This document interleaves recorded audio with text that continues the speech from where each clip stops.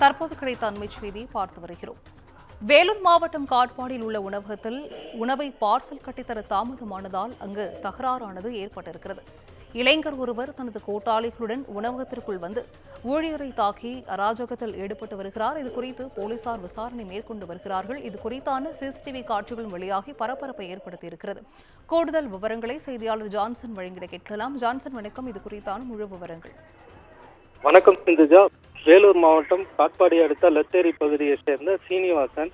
இவர் கரசமங்கலத்தில் உணவக கடை நடத்தி வருகிறார். நேற்று இரவு உணவகத்தில் சீனிவாசன் மகன் கிருபானந்தம் பார்சல் கட்டும் வேலையில் ஈடுபட்டு வந்தார். அப்பொழுது இட்லி வாங்க வந்த கரசமங்கல பகுதியைச் சேர்ந்த சேகர் வந்துள்ளார்.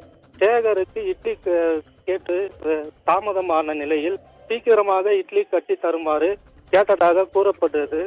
இதனால் இட்லி வாங்க வந்த சேகர் என்பவருக்கும் கடையில் இருந்த கிருபானந்தம் என்பவருக்கும் வாய் தகராறு ஏற்பட்டது. பின்னர் கைகலப்பாக மாறியுள்ளது. சேகர் சென்று சிறிது நேரத்தில் தனது ஆட்களுடன் வந்து கடையில் இருந்த கிருபானந்தத்தை தாக்கியுள்ளார்.